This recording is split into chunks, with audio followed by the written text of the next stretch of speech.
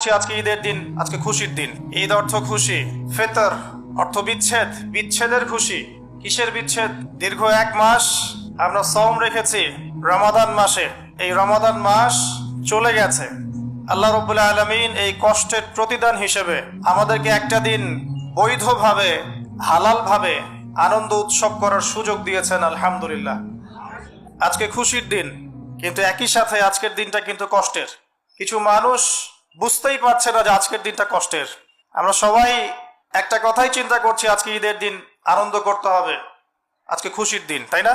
কিন্তু আমিরুল মুমিনিন উমর ইবনুল খাত্তাব রাদিয়াল্লাহু আনহু, যার ব্যাপারে রাসূল সাল্লাল্লাহু আলাইহি ওয়াসাল্লাম বলেছেন তিনি জান্নাতে যাবেন ইনশাআল্লাহ,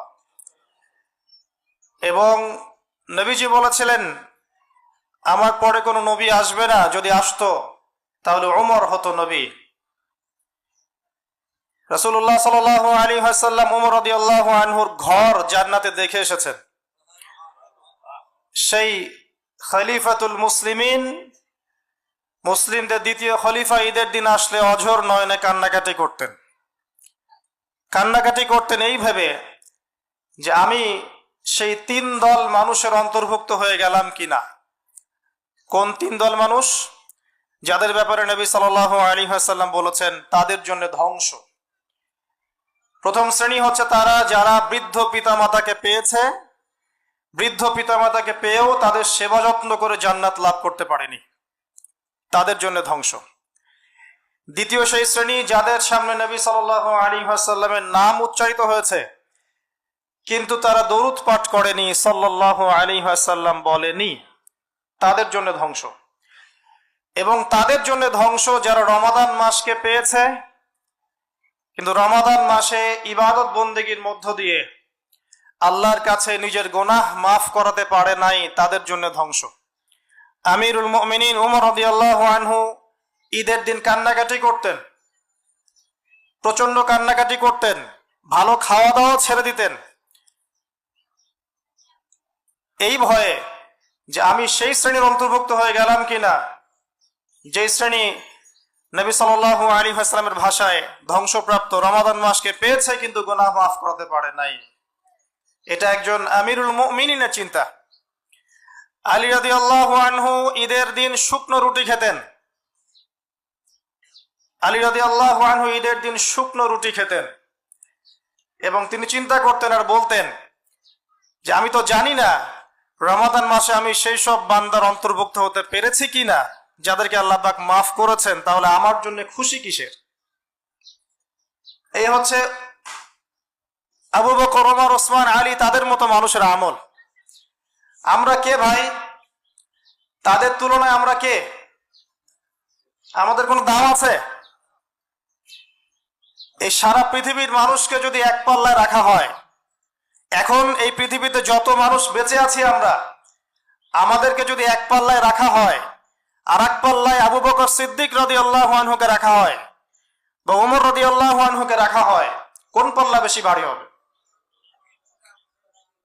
তারা ঈদের দিন কান্নাকাটি করতেন। একজন আশেক যেমন প্রেমিক বা প্রেমিকা চলে গেলে যত কষ্ট পায়, একজন মুমিন ব্যক্তি রমাদান মাস চলে গেলে তেমন কষ্ট পায়। রমাদান মাস আসলো, কিছু শিক্ষা শেখালো, আবার চলে গেল। দেখবেন আজকের দিনেই রমাদানের সমস্ত শিক্ষা আমরা বিসর্জন দিব ইনশাআল্লাহ, তাই না ভাই? এমন প্রচুর মানুষ আছে এই পৃথিবীতে আজকের দিনেই রমাদানের সমস্ত শিক্ষাগুলো বিসর্জন দিবে। আমি ওইদিকে পরে আসছি। প্রথমে আসেন, একটা খুশি আসে কষ্টের পরে, তাই তো? রমাদান মাস জুড়ে আমরা কিছু কাজ করেছিলাম, কষ্ট করেছিলাম। এক নজরে আমরা একটু দেখে নেই রমাদান মাসে আমরা কি কি করেছি। কুতিবা আলাইকুমুস সিয়াম কামা কুতিবা আলাল্লাযিনা মিন ক্বাবলিকুম লাআল্লাকুম তাত্তাকুন।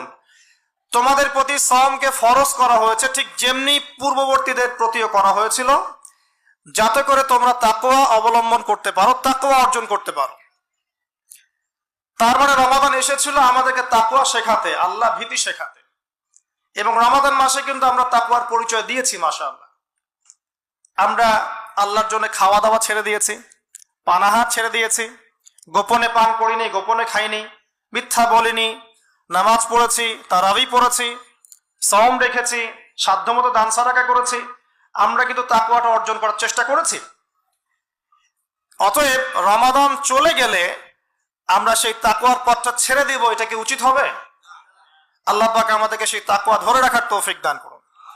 তাকওয়া মানে কি? আল্লাহ ভীতি, প্রতিটা কাজ আল্লাহকে ভয় করে করা, এর নাম হলো তাকওয়া। ওমর রাদিয়াল্লাহু আনহু একজন সাহাবীকে জিজ্ঞাসা করেছিলেন তাকওয়া কাকে বলে। সেই সাহাবী বলেছিলেন, হে আমিরুল মুমিনিন, আপনি কি কখনো কাঁটা বিছানো রাস্তায় চলেছেন কিনা? কাঁটা বিছানো রাস্তায় যখন আমরা হাঁটি তখন পাগুলোকে খুব সাবধানে ফেলি। জীবনে চলার পথে আমাদের সামনে শয়তানের এমন টোপ থাকবে, এগুলো পাশ কাটিয়ে চলার নামই হচ্ছে তাকওয়া। আল্লাহ পাক আমাদেরকে সারা বছর তাকওয়া ধরে রাখার তৌফিক দান করুন, আমিন। রমাদান মাস আমাদেরকে শিখিয়েছিল ইহসান। ইহসান কি? নবী সাল্লাল্লাহু আলাইহি ওয়াসাল্লাম বলেছেন, ইহসান হচ্ছে আন তা'বুদাল্লাহা কাআন্নাকা তারাহ, তুমি এমন ভাবে আল্লাহর ইবাদত করবে যেন তুমি আল্লাহকে দেখছো। ওয়া ইল্লাম তাকুন তারাহু ফাইন্নাহু ইয়ারাক, আর তুমি যদি আল্লাহকে দেখতে না পাও তাহলে জেনে রাখবে আল্লাহ তোমাকে দেখছেন। আমি আবার বলছি, ইহসান হচ্ছে তুমি এমন ভাবে আল্লাহর ইবাদত করবে যেন তুমি আল্লাহকে দেখছো। আর যদি তুমি আল্লাহকে দেখতে না পাও, অর্থাৎ খালি চোখে আল্লাহকে দেখা যাবে না, তাহলে স্মরণ রাখবে আল্লাহ তোমাকে দেখছেন। এই চেতনার নাম হচ্ছে তাকওয়া এবং ইহসান। ইহসান আল্লাহ কনসিয়াসনেস, আল্লাহ ভীতি, আল্লাহকে সবসময় হাজির নাজির মনে করা। আমার জীবনের প্রতিটা কাজ আল্লাহ পাক দেখছেন, শুনছেন, জানছেন। আমি মাপে কম দিতে পারি না, আমি সুদ খেতে পারি না, আমি বেনামাজি থাকতে পারি না, আমি বেপরদায় চলতে পারি না, আমি অন্যের সম্পদ আত্মসাৎ করতে পারি না। এক কথায় আমি আল্লাহ এবং তার রাসূলের অবাধ্য হতে পারি না, কারণ আল্লাহ আমাকে দেখছেন। একই সাথে আমাকে নামাজ পড়তে হবে সম্পূর্ণ মনোযোগের সাথে, সওম রেখে আল্লাহর হারাম কোনো কাজে লিপ্ত হওয়া যাবে না। আমাকে অন্যের কল্যাণে কাজ করতে হবে, দেশের, উম্মার, জনগণের সবার কল্যাণ চিন্তা করতে হবে। আমাকে আমার পরিবারের দায়িত্ব পালন করতে হবে, ব্যবসায় হালাল হারাম মেনে চলতে হবে, ইবাদত বন্দেগী ঠিকঠাক মতো করতে হবে। কেন? কারণ আল্লাহ আমাকে দেখছেন। এই কনসিয়াসনেস বা এই চেতনার নাম হচ্ছে ইহসান। তুমি এমন ভাবে ইবাদত করো যেন তুমি আল্লাহকে দেখছো। রমাদান মাসে আমরা এভাবে ইবাদত করেছি কিন্তু আলহামদুলিল্লাহ। আমরা রোজা রেখে কি পানাহার করেছি? করিনি, কারণ আল্লাহ আমাকে দেখছেন। এই চেতনা ছিল না আমার মধ্যে। আমি কিন্তু চুপ করে খাবার খেতে পারতাম, খেয়েছিলাম, খাইনি, কারণ কি? আল্লাহ আমাকে দেখছেন। এই চেতনার নাম হচ্ছে ইহসান এবং তাকওয়া। এটা একে অপরের সাথে পরিপূরক। তাই রমাদান এই দুটো হাদিয়া দিয়ে গেছে, তাকওয়া এবং ইহসান। আমরা কি রমাদান চলে যাওয়ার সাথে সাথেই এগুলোকে বিসর্জন দিব? বিসর্জন দিব ভাই? কোশ্চিন কালেও দিব না ইনশাআল্লাহ তাআলা। আল্লাহ পাক আমাদেরকে সারা বছর তাকওয়া এবং ইহসান ধরে রাখার তৌফিক দান করুন, আমিন। রমাদান আরো কি শিখিয়েছিল? রমাদান শিখিয়েছিল সংযম। সংযম মানে কি? নিজেকে নিয়ন্ত্রণ করা।